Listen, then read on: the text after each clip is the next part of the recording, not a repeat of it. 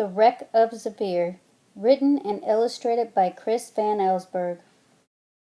Once, while I was traveling along the seashore, I stopped at a small fishing village. After eating lunch, I decided to take a walk. I followed a path out of the village, uphill to some cliffs high above the sea. At the edge of these cliffs was a most unusual sight, the wreck of a small sailboat. An old man was sitting among the broken timbers, smoking a pipe. He seemed to be reading my mind when he said, "Odd, isn't it?" "Yes," I answered. "How did it get here?" "Waves carried it up during a storm." "Really?" I said. "It doesn't seem the waves could ever get that high." The old man smiled. "Well, there is another story." He invited me to have a seat and to listen to his strange tale. "In our village years ago," he said, "there was a boy who could sail a boat better than any man in the harbor. He could find a breeze over the flattest sea. When dark clouds kept other boats at anchor, the boy would sail out, ready to prove to the villagers, to the sea itself, how great a sailor he was."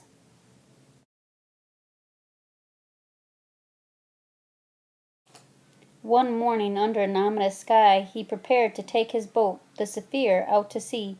A fisherman warned the boy to stay in port. Already a strong wind was blowing. "I'm not afraid," the boy said, "because I'm the greatest sailor there is." The fisherman pointed to a seagull gliding overhead. "There's only a sailor who can go out on a day like this." The boy just laughed as he hoisted his sails into a blustery wind.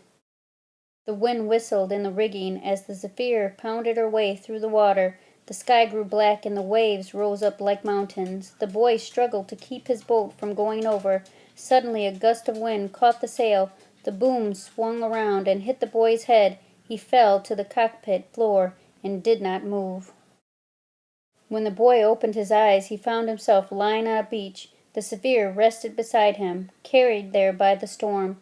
The boat was far from the water's edge. The tide would not carry it back to sea. The boy set out to look for help.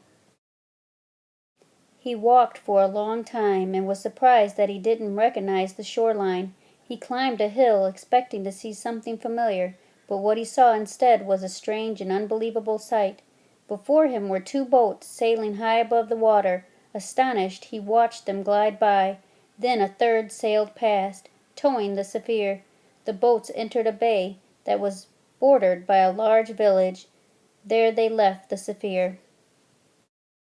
The boy made his way down to the harbor, to the dock where his boat was tied. He met a sailor who smiled when he saw the boy. Pointing to the Zephyr, he asked, "Yours?" The boy nodded. The sailor said they almost never saw strangers on their island.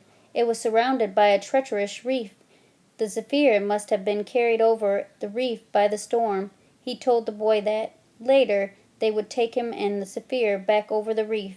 But the boy said he would not leave until he learned to sail above the waves. The sailor told him it took years to learn to sail like that. Besides, he said, the Zephyr does not have the right sails. The boy insisted. He pleaded with the sailor. Finally, the sailor said he would try to teach him if the boy promised to leave the next morning. The boy agreed. The sailor went to a shed and got a new set of sails. All afternoon they sailed back and forth across the bay. Sometimes the sailor took the tiller, and the boat would magically begin to lift out of the water. But when the boy tried, he could not catch the wind that made boats fly. When the sun went down, they went back to the harbor. They dropped anchor, and a fisherman rowed them to shore. In the morning the sailor said, "We'll put your own sails back on the Zephyr and send you home." He took the boy to his house, and the sailor's wife fed them oyster stew. After dinner the sailor played the concertina. He sang a song about a man named Samuel Blue, who long ago tried to sail his boat over land and crash. "For your wind o'er lands ne'er steady nor true, and all men that sail there meet Samuel Blue."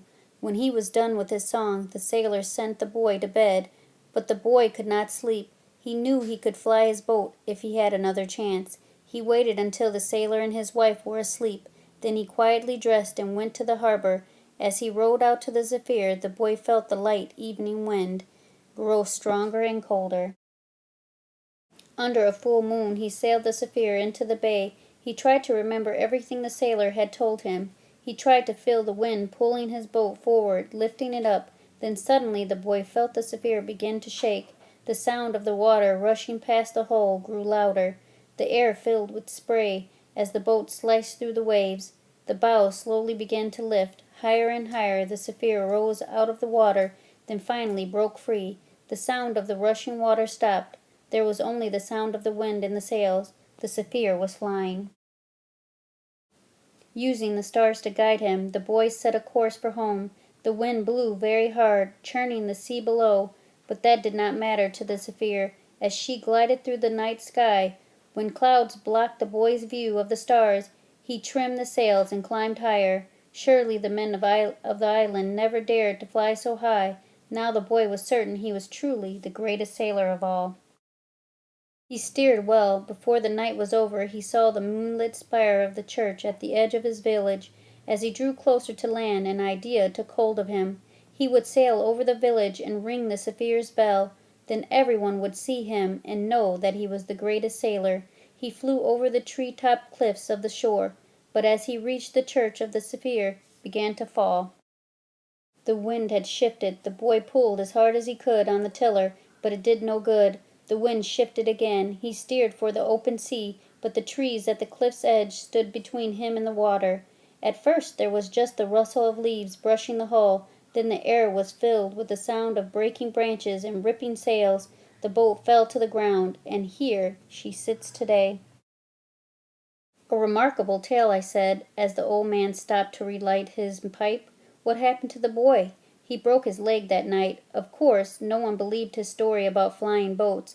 It was easier for them to believe that he was lost in the storm and thrown up here by the waves." The old man laughed. "No, sir, the boy never amounted to much.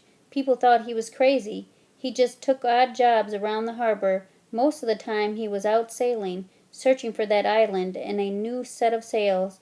A light breeze blew through the trees. The old man looked up. "Wind coming," he said. "I've got some sailing to do." He picked up a cane, and I watched as he limped slowly toward the harbor.